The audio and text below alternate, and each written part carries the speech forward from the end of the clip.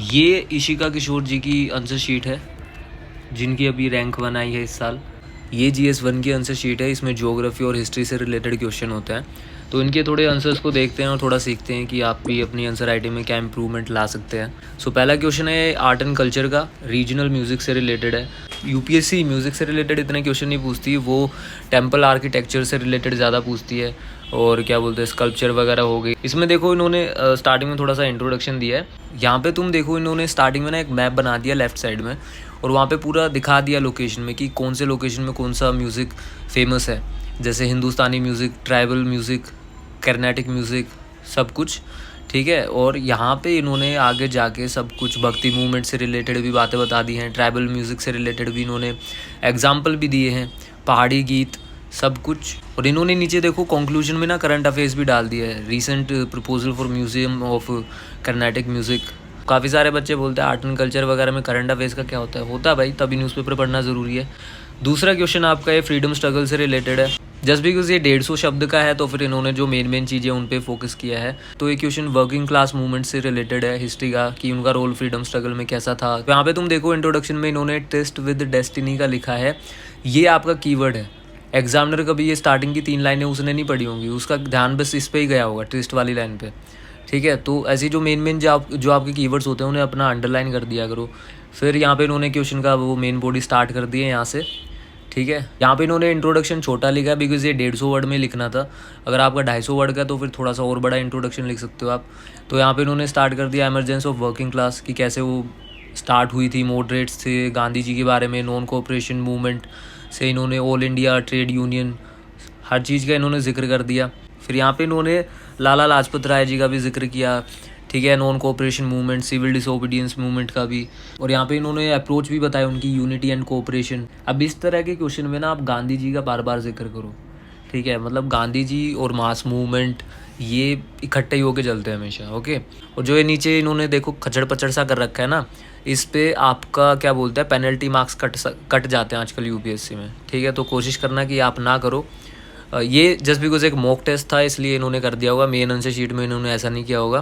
फिर अगला क्वेश्चन है कि गांधी जी की पॉलिटिक्स कैसे कॉन्टिन्यूएशन थी तिलक जी की पॉलिटिक्स वाली। ओके, मतलब कि तिलक जी की पॉलिटिक्स को कैसे विस्तार से गांधी जी ने आगे बढ़ाया, थोड़ा सा सिमिलैरिटीज़ आपको बतानी है। ठीक है, इंस्पायर्ड हुए गांधी जी उनसे, दोनों ने रिलीजन को भी साथ में जोड़ के चले। ठीक है, इन्होंने जैसे यहाँ पे तुम खिलाफत का इशू दिखा सकते हो, यहाँ पे स्वराज का आप सिमिलैरिटी दिखा सकते हो, inclusion of masses, home rule league Tilak ji ने की थी। ठीक है, और ये एनी बेसेंट वाले उसी टाइम की बात है। और क्या बोलते हैं गांधी जी, इनका भी मास स्ट्रगल था। और लास्ट में कंक्लूजन में इन्होंने दिखा दिया कि कैसे कॉन्टिन्यूएशन ये। यहाँ पे इन्होंने यूँ भी बता दिया कि तिलक जी कैसे अगेंस्ट थे सती वगैरह के, गांधी जी भी इन सब चीज़ों के अगेंस्ट थे। और इस कंक्लूजन में मेरे को एक चीज़ अच्छी लगी है, न्यू इंडिया एट 75। ठीक है, ये नीति आयोग की रिपोर्ट भी आई थी एक। ठीक है, तो इसको देखो जैसे ये कीवर्ड टाइप सा है ना, तो इसको भी इन्होंने इन्वर्टेड कोमा में कर दिया, अंडरलाइन कर दिया। फिर ये जो अगला क्वेश्चन है कि world oceans are losing their memory due to human induced warming. तो ये क्वेश्चन सुनने में थोड़ा अजीब सा लग सकता है कि यार ये मेमोरी ये क्या चीज़ है, बट इजी क्वेश्चन है। आपको इसमें वही ग्लोबल वार्मिंग से रिलेटेड बातें करनी है, बस यहाँ पे कहने का तरीका बदल गया है, लेकिन क्वेश्चन ईजी है। वही आपको ग्लोबल वार्मिंग से रिलेटेड ही बातें करनी है इसमें। ठीक है, तो देखो जैसे इन्होंने यहाँ पे ओशन करंट्स की बात कर दी। ठीक है, रिडक्शन इन अपवेलिंग, ये सब जिक्र कर दिया उन्होंने। सी सरफेस टेम्परेचर में राइज हो रहा है वो भी बता दिया इन्होंने, कॉन्सिक्वेंसेस भी बता दिए उन्होंने। ठीक है, फिशिंग ग्राउंड्स का कैसे लॉस हो रहा है वो बता दिया इन्होंने। और यहाँ पे कैसे बायोडाइवर्सिटी पे नुकसान पहुँच रहा है, कहाँ गए, और यहाँ पे कैसे बायोडाइवर्सिटी पे भी नुकसान पहुँच रहा है वो भी बता दिया इन्होंने। ठीक है, कोरल्स पे क्या इम्पैक्ट पड़ रहा है वो भी बता दिया इन्होंने, एग्जांपल यहाँ पे लिखा हुआ है। और यहाँ पे शॉर्ट टर्म मेजर्स भी बता दिए और लॉन्ग टर्म मेजर्स भी बता दिए। मतलब जो ऐसा क्वेश्चन हो ना क्लाइमेट चेंज का, ग्लोबल वार्मिंग का, जो किसी प्रॉब्लम से रिलेटेड हो, उसमें आपको सोल्यूशन बताना ही है। ठीक है, कि आप क्या क्या सोल्यूशन ले सकते हो। शॉर्ट टर्म में इन्होंने बता दिया कि plastic pollution, emissions, maritime industry, ये सब। लॉन्ग टर्म में जैसे आप बड़े बड़े जो समिट्स होते हैं, COP26 हो गया, उसके बारे में बता दिया। ठीक है, ग्लोबल कोऑपरेशन। और यहाँ पे कंक्लूजन में इन्होंने लिखा है SDG 13, ये UN का सस्टेनेबल डेवलपमेंट गोल नंबर 13 है।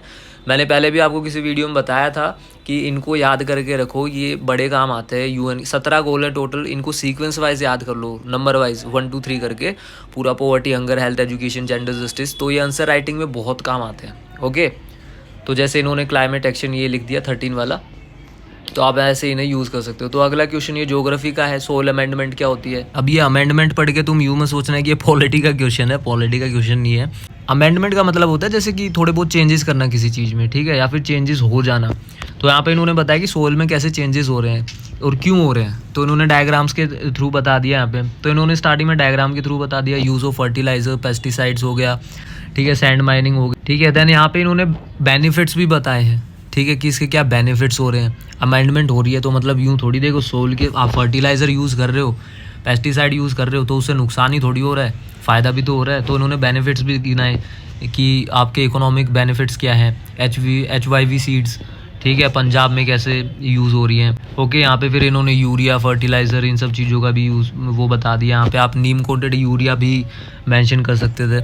दैन इसके बाद इन्होंने कंसर्न्स भी बताए हैं, ये तो बताना ज़रूरी है, ठीक है। लैंड डिग्रेडेशन हो रहा है, नीचे इन्होंने थोड़ा सा ये परसेंटेज वाला थोड़ा सा डाटा भी दे दिया इन्होंने, ठीक है। ये भी अच्छा, मतलब आपके आंसर को थोड़ा सा क्रेडिबिलिटी देता है ये चीज़ कि आप कोई परसेंटेज में लिख दो या फिर कोई रिपोर्ट का कोई डाटा लिख दो, तो उससे अच्छा लगता है सब चीज़ें, ठीक है। तो फिर वही इन्होंने आगे चल के इन्होंने कंक्लूजन मार दिया इस आंसर का। फिर अगला क्वेश्चन पे आ जाते हैं, marital rape should be criminalised in India, कि ये क्रिमिनलाइज्ड होना चाहिए, ठीक है। इस पे इन्होंने थोड़ा सा इंट्रोडक्शन दिया 2-3 लाइन का, वो इसीलिए बिकॉज ये 150 वर्ड का है। अगर 250 वर्ड का होता तो आप 5-6 लाइन का भी इंट्रोडक्शन दे सकते हो। तो यहाँ पे इन्होंने देखो स्टार्टिंग में आर्टिकल 21 का मेंशन किया है, पुट्टास्वामी केस। अब लोग बोलते हैं ना तुम्हें हमेशा कि यार एक सब्जेक्ट को ना दूसरे सब्जेक्ट से लिंक करो। अब जैसे GS1 में पॉलिटी तो है नहीं, ठीक है, ये इसमें तो ज्योग्राफी है आपका और क्या बोलते हैं हिस्ट्री है, लेकिन यहाँ पे पॉलिटी डल गई, ठीक है। तो आप भी मतलब अगर दूसरा सब्जेक्ट कहीं पे लिंक हो रहा है तो वहाँ पे डालो उस चीज़ को, ठीक है। यहाँ पे पॉलिटी का यूज़ हो गया। अब ये देखो ये कीवर्ड है, रेप इज़ रेप, ठीक है। ये तुम यूँ देखो कितने सारे जो भी कीवर्ड्स यूज़ कर रही है ना, अंडरलाइन कर रही है इन्हें, ओके, इन्वर्टेड कोमास में डाल रही हैं, नंबर इनको ही देख के मिलते हैं। जो भी अंडरलाइन हो रखी है ना चीज़ें, एग्जामिनर तुम्हारा 90% यही पढ़ता है बस, बाकी चीज़ें वो तो एक सपोर्टिव कंटेंट होता है, बाकी चीज़ें जो लिखी हुई है, ठीक है। मेन आपका यही है जो आप अंडरलाइन करते हो चीज़ें। और इसमें सिर्फ हेडिंग ही अंडरलाइन नहीं की हुई, बीच में भी पैराग्राफ में कुछ इंपॉर्टेंट आ गया वो भी अंडरलाइन कर दिया है। तो यहाँ पे लास्ट में इन्होंने UK और US का भी एग्जांपल दे दिया है, ओके।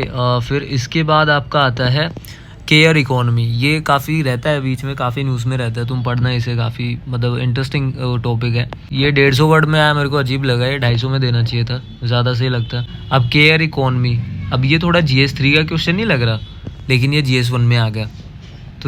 तो मतलब घूम फिर के तुम यूँ देखो यार, UPSC एग्ज़ाम पूरा एक है, सारे सब्जेक्ट्स पढ़ने हैं आपको, ओके। इन द एंड आपको पूरा सिलेबस कंप्लीट करना है। कोई क्वेश्चन किसी भी चीज़ से रिलेटेड क्वेश्चन कहीं पे भी आ जाए थोड़ा सा लिंक करके, तो उसे घबराने का नहीं है, बस पेल दो उसे। देन ये अगला क्वेश्चन आ गया पोस्ट पैंडेमिक वाला, जो लर्निंग पॉवर्टी से रिलेटेड आ गया। तो देखो जैसे इंट्रोडक्शन में ये कोई डीप लर्निंग क्राइसिस है ना, ये इनको इंपॉर्टेंट वर्ड लगा तो अंडरलाइन कर दिया। ये कोई मेन हेडिंग नहीं थी इस इंट्रोडक्शन की, ठीक है। आपको वही मैं बोल रहा हूँ, जहाँ कुछ इंपॉर्टेंट वर्ड मिले ना उसे अंडरलाइन कर दो। ज़रूरी नहीं है वो पैराग्राफ के पहले ही वर्ड हो या फिर लास्ट में हो, कहीं पे कोई स्टार्टिंग का पॉइंट हो, नहीं, जहाँ पे कोई इंपॉर्टेंट मिले उसे कर दो अंडरलाइन, ओके। दैन इन्होंने यहाँ पे रीज़न वगैरह बताए, फिर इम्प्लीकेशंस बताई और सब, फिर ये आगे थोड़ा एग्जांपल वगैरह देखे, ठीक है। यहाँ पे थोड़ा सा इन्होंने प्रोडक्टिव एंगेजमेंट ऑफ यूथ, इसके बारे में, स्किल्स वगैरह के बारे में बता दिया, स्पोर्ट्स, NCC, इन सब का जिक्र कर दिया इन्होंने। शैडो पैंडेमिक, ये बड़ा इंपॉर्टेंट है, ये कीवर्ड है, इन चीज़ों को नोट कर लो, ठीक है। फिर इन्होंने भारत नेट की भी इंपॉर्टेंस बताई। और ये अगला क्वेश्चन आ गया मुराल ट्रेडिशन, ये फिर आर्ट एंड कल्चर से रिलेटेड क्वेश्चन आ गया आपका। तो यहाँ पे इन्होंने बताया एवोल्यूशन कैसे हुआ, पैलियोलिथिक एज में कैसा हुआ, ठीक है। इन्होंने देखो कैसे पेंटिंग बना के भी दिखा दी है, गुड्डे से दिख रहे हैं जो आपको तो इन्होंने दिखाई भी है, ठीक है। फिर मेसोलिथिक वाले टाइम में बता दिया एग्जाम्पल, हंटिंग सीन्स कि वहाँ पे वो हंटिंग करने जाते थे, उस चीज़ की मुराल पेंटिंग बना देते थे, ठीक है। फिर नियोलिथिक वाले फेज़ के बारे में बता दिया, ठीक है। वहाँ पे कलर्स वगैरह यूज़ होने लग गए। अब यहाँ पे इन्होंने पूरा प्रॉपर डायग्राम बना दिया। ये डायग्राम्स इतना क्यों बनाते हैं टॉपर्स, बिकॉज उससे ना आपका स्पेस बचता है।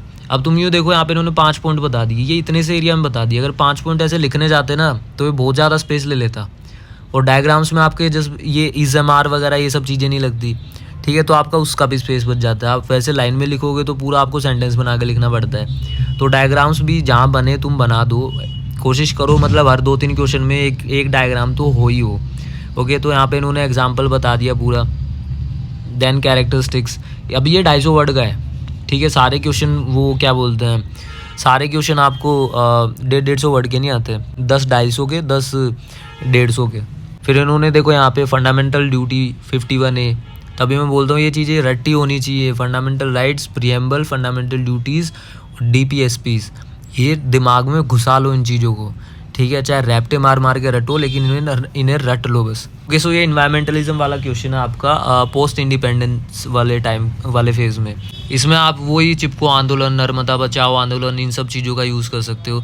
यहाँ पे इन्होंने, रुक जा यार, आई थिंक वो टर्म यूज़ नहीं की, पता नहीं कहीं पे की हो तो, अभी तक तो दिखे नहीं। सो आप में ना, जैसे चिपको आंदोलन को आपको मैं कीवर्ड बता रहा हूँ, इको फेमिनिज्म, आप ये चीज़ यूज़ कर सकते हो। मतलब फेमिनिज्म और इन्वायरमेंटलिज्म को एक मिक्सचर टर्म है ये, ठीक है। तो आप ऐसी ऐसी टर्म्स भी यूज़ कर सकते हो। तो यहाँ पे अब अगला आ गया नर्मदा बचाओ आंदोलन, सेव नीलगिरी, ठीक है, सेव आरे। ये अभी रिसेंट भी काफ़ी आरे का चल रहा था, ये क्या बोलते हैं, महाराष्ट्र वाला केस है, ठीक है। अरावली वाला भी चल रहा है। और यहाँ पे देखो इस क्वेश्चन में भी इन्होंने मैप बना दिया है, ठीक है। तुम यूँ सोचोगे कि यार इन्वायरमेंट वाले क्वेश्चन में मैप कहाँ बनाए, इन्होंने बना दिया है। देखो इन्होंने लोकेशन दिखा दी, नर्मदा बचाओ आंदोलन आरे की लोकेशन ये महाराष्ट्र साइड का दिखा दिया, नीलगिरी का, चिपको, अरावली, ठीक है। यहाँ पे साइड में लिख भी दिया map of environmentalist movement. Okay, then फिर ये वही अपना कंक्लूजन वगैरह करना, और कंक्लूजन में फिर देखो थोड़ा सा अभी रिसेंट COP26 की भी बात कर दी इन्होंने। ओके, सो ये अगला क्वेश्चन आर्कटिक पैराडॉक्स से रिलेटेड है। ये मेरे को बड़ी खुशी हुई इस क्वेश्चन को देख के, बिकॉज करंट अफेयर्स में काफ़ी रहता है ये, ठीक है। तो अच्छा लगा कि फाइनली। ओके, सो ये अगला क्वेश्चन है आर्कटिक पैराडॉक्स से रिलेटेड। यहाँ पे जो जियोपॉलिटिकल कंपटीशन चला हुआ है, ठीक है, इन्होंने इंट्रोडक्शन में बता दी ये बात, बिल्कुल जियोपॉलिटिकल कंपटीशन है, ठीक है। इस क्वेश्चन में मतलब इस टाइप के क्वेश्चन में ना, जहाँ पे इंडिया का रोल इतना ना हो, लेकिन फिर भी आपको इंडिया का थोड़ा सा रोल मेंशन करना चाहिए। इन्होंने भी किया होगा कहीं ना कहीं पे, तो किया ही होगा। ये देखो ये किया हुआ है इन्होंने लास्ट में, आर्कटिक डिप्लोमेसी, हिमद्री भारती, ये भी एक टर्म है आर्कटिक डिप्लोमेसी। बड़ी सारी डिप्लोमेसी होती है, जैसे पेट्रोल से रिलेटेड आप पेट्रो डिप्लोमेसी बोलते हैं। इन्वायरमेंट से रिलेटेड जो डिप्लोमेसी होती है उससे बोलते हैं zero emission diplomacy, Bollywood diplomacy, cricket diplomacy, बहुत सारी डिप्लोमेसीज होती हैं इससे, ठीक है। देन एक ये क्वेश्चन है अर्बन फ्लडिंग से रिलेटेड। यहाँ भी इन्होंने देखो डायग्राम बनाए हैं, डायग्राम्स तो बन रहे हैं इनके हर क्वेश्चन में ऑलमोस्ट। इसमें तो 2-2 डायग्राम्स है, एक ही क्वेश्चन में 2-2 डायग्राम्स। ये देखो यहाँ पे मेजर्स का अलग बनाया इन्होंने, तो डायग्राम्स तो बन रहे हैं हर क्वेश्चन में। तो आई थिंक वीडियो काफ़ी बड़ी हो गई है। ओके, तो ये थी इनकी GS1 की आंसर शीट मॉक टेस्ट की। आई होप इससे तुम्हें कुछ सीखने को मिला हो। और अभी मैं कुछ ही टाइम में इनकी GS2, GS3, GS4 एथिक्स और ऑप्शनल की भी आंसर शीट डालूंगा, तो उसको भी तुम देखना। एंड काफ़ी कुछ सीखने को मिलेगा। मेरे को तो सच्ची बताऊँ मज़ा तो आया इनका आंसर पढ़ने में। तुम ये हैबिट बनाओ टॉपर्स की आंसर शीट पढ़ने की, ठीक है। वीक में 2 आंसर शीट पढ़ो, बढ़िया रहता है। मेरा 2 का है, तुम 3 का करना चाहो 3 का कर लो, लेकिन 2 का तो रखो मिनिमम। ओके, सो काफ़ी कुछ सीखने को मिलता है। यानी Vision IAS mock test conduct करवाता है, तुम्हें भी